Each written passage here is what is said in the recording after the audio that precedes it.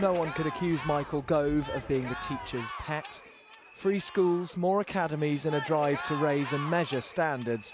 He's a politician whose plans made him unpopular in a lot of staff rooms. Never ever has an education secretary been quite so disliked as our current one. Now it's the end of term and the education secretary is out. These teachers work in a flagship academy, but from newly qualified to almost retired, they're unanimous that Gove was a troublemaker. Why? The arrogance of the man, and I think it's his failure to even listen to us. I think he just stands for himself. He's a bit egotistical. He went to school once and he thinks that makes him an expert. He's got a very narrow view of education. I mean, what kind of education is that if you're just going on grades? I'll raise a glass tonight and celebrate his demise.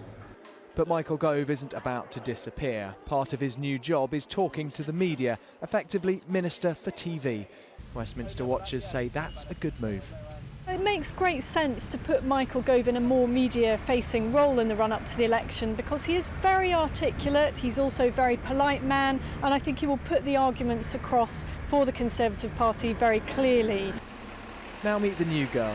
Nikki Morgan is taking over at the Department for Education, privately educated and a supporter of Gove's reforms. Beyond that, she's a relative unknown.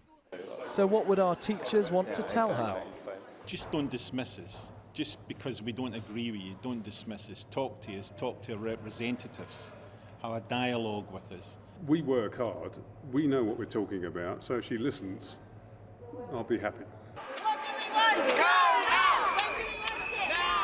Michael Gove is now out, an education secretary who might just have made himself too unpopular with his teachers to take into an election.